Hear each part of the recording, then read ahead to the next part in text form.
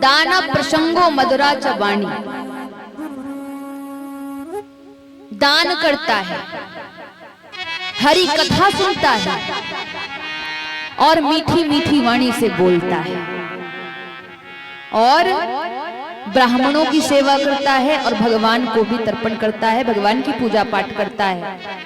तो आप समझ जाइए कि हाँ, ये व्यक्ति स्वर्ग से आया है। और नरक से आया हुआ व्यक्ति, इसकी पहचान क्या है? अत्यंत कोपः कटुका च वाणी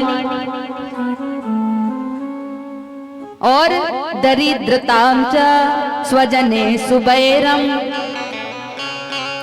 नीच प्रसंगो कुलहीन सेवा, चिन्हानि देहे नरक स्थितानां।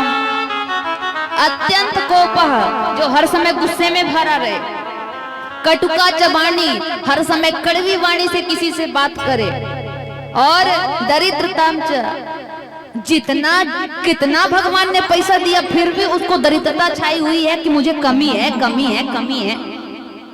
स्वजनेषु बैरम, अपने ही लोगों से, अपने ही परिवार से बैर करता है। और नीच प्रसंगो, नीच लोगों के साथ में बैठता है, चारी चुगली में ज्यादा ध्यान रहता है।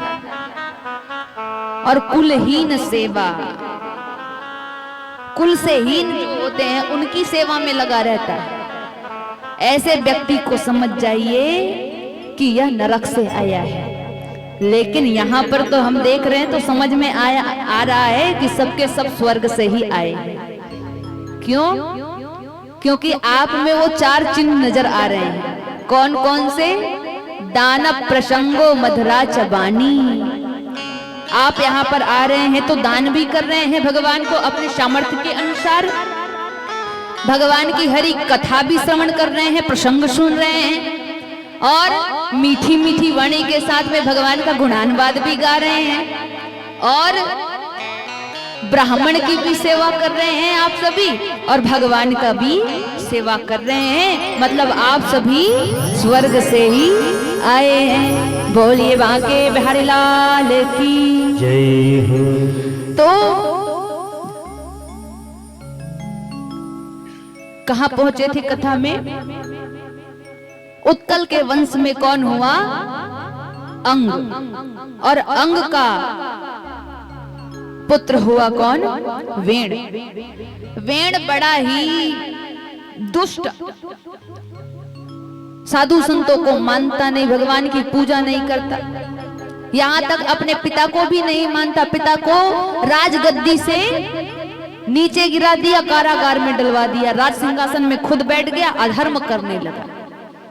और जब अधर्म करने लगा तो संतों ने, महंतों ने जाकर के समझाया कि बेटा ऐसा मत करो, ऐसा करने से देखो लोग भूखों मर रहे हैं, अकाल पड़ रहा है, पूजा पाठ सब बंद करवा दिया तुमने, यज्ञ नहीं हो रहा, पूजा पाठ नहीं हो रहा, और इसके कारण से हमारे देवता रुष्ट हो रहे हैं, अकाल पड़ रहा है, लोग भूखों मर रहे हैं।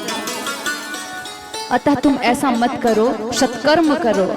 लेकिन वेण माना नहीं, और जब माना नहीं तो वापस आ गए संत। इधर अकाल इतना ज्यादा बढ़ गया कि जनसंख्या में बहुत कमी आने लगी, लोग तड़प तड़प करके मर रहे हैं, पानी तक, प्यासे को पानी तक नहीं मिल रहा।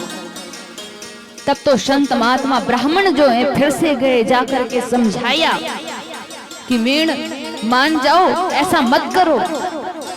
और तब वेण ने ब्राह्मणों का अपमान जब किया तो ब्राह्मणों ने हुंकार मंत्र से जो है वेण को निष्प्राण कर दिया। राजा वेण के अहंकार ने आज उसको मृत्यु के गाल तक पहुंचा दिया। आज भी राजा यदि हो तो कैसा हो हमारा राजा? कैसा हो? कैसा हो? हम किसी का प्रचार वगैरह कुछ नहीं करते, लेकिन जो सत्कर्म करता है, जो भगवान का भक्त है, जो भगवान के कार्य में हर समय आगे रहते, उनकी सराहना कौन नहीं करेगा?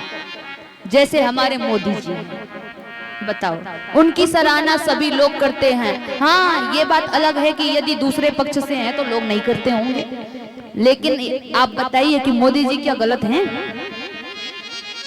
राम मंदिर किन्होंने बनवाया? आज मोदी जी आए, योगी जी आए, इसीलिए राम मंदिर का निर्माण भी चल रहा है। इसीलिए राजा हो तो कैसा हो? मोदी जी जैसा हो। वेण के जैसा यदि होगा तो आज भी अकाल पड़ जाएगा, अकाल पड़ करके लोग मरने लगेंगे। इसीलिए वेण जैसा राजा होना नहीं चाहिए। वेण की पत्नी जो है रोने लगी कि वेण मर गया, हमारा कोई संतान नहीं, अब वंश आगे कैसे बढ़ेगा। ब्राह्मणों को दया आ गई और ब्राह्मणों ने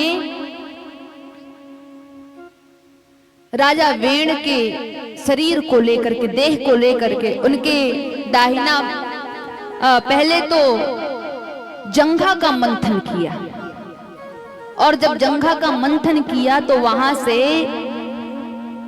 निषाद राजों की उत्पत्ति हुई, जिन्होंने हिंसा वृत्ति करके अपना जीविका चलाया, हिंसा वृत्ति को अपना कार्य बनाया। निषाद राजों की उत्पत्ति हुई और उसके पश्चात फिर उनके दाहिना भुजा को जब मंथन किया गया तब वहां से भगवान पृथु के रूप में आई। बोले पृथु भगवान की जय हो। जब जब भगवान देखते हैं कि इस संसार में, इस धराधाम में सत्कर्म कम हो रहा है, कुकर्म ज्यादा बढ़ने लगे, अहंकारी लोग ज्यादा हो गए, दुष्ट लोग ज्यादा हो गए, तब भगवान को यहाँ पर आना ही पड़ता है। अतः भगवान ने देखा कि इस वेण के कारण आज अकाल पड़ गया, मेरे भक्त भूखे मर रहे हैं, तो भगवान स्वयं अवतार धारण करके आए हैं और भगवान पृथु ने अपने राज्य में प्रजाओं को कर्म करने के लिए कहा, सत्कर्म करने के लिए कहा। और जब सत्कर्म होने लगे, यज्ञादि कर्म होने लगे, पूजा पाठ होने लगे, यज्ञ अनुष्ठान होने लगे, तब गौ रूप पृथ्वी माता रस पदार्थ देना प्रारंभ कर दी। खूब बारिश हुई, खूब बारिश हुई, सभी लोग राज्य में, नगर में बड़ी ही खुशहाली छा गई। पृथु जी महाराज के राज्य में आज सभी लोग खुश हैं। पुराण कहती क्या? कर्मणा जायते जंतो कर्मणैव विलीयते, सुखम दुखम भयम क्षेमम कर्मणैवाभिपद्यते। जीव अपने कर्म से ही सुख को और अपने कर्म से ही दुख को प्राप्त करता है। अतः हम सबको सत्य कर्म ही करना चाहिए। रामचरितमानस भी यही कहती है क्या? कर्म प्रधान विश्व रचि राखा, जो जस करहि सो तस फल चाखा। कर्म प्रधान विश्व रचि राखा, जो जस करहि सो फल चाखा। कर्म प्रधान विश्व रचि राखा, जो जस करहि सो तस फल चाखा। प्रधान ईश्वर चिराखा, जो जस करहि सो तस फल चाखा। जो जस करहि सो तस फल चाखा। जो जस करहि सो तस फल चाखा। जो जैसा कर्म करेगा वो वैसा ही फल प्राप्त करेगा।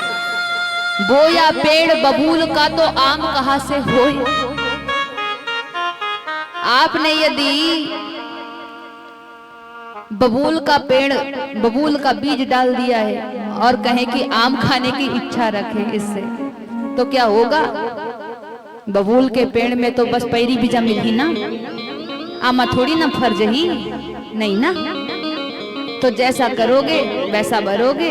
कहने का तात्पर्य यही है कि हमको अच्छा कार्य करना है और अच्छा फल भी प्राप्त करना है। और ये भी कहूं कि आप बस कर्म कीजिए, फल की इच्छा मत रखिए, क्योंकि गीता कहती है क्या कि कर्म किए जा फल की इच्छा मत कर रे इंसान, जैसा कर्म करेगा वैसा फल देगा भगवान। ये है गीता का ज्ञान, ये है गीता का ज्ञान।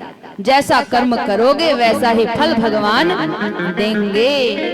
आगे कथा आती है कि पृथु जी महाराज के पुत्र हुए हविर्धान और उनके पुत्र हुए प्राचीन बरही।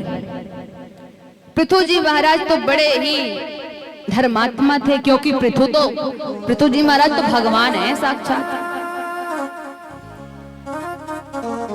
और भगवान नारायण स्वयं उनको दर्शन देने आए, वरदान भी देने आए थे। वरदान मांगी।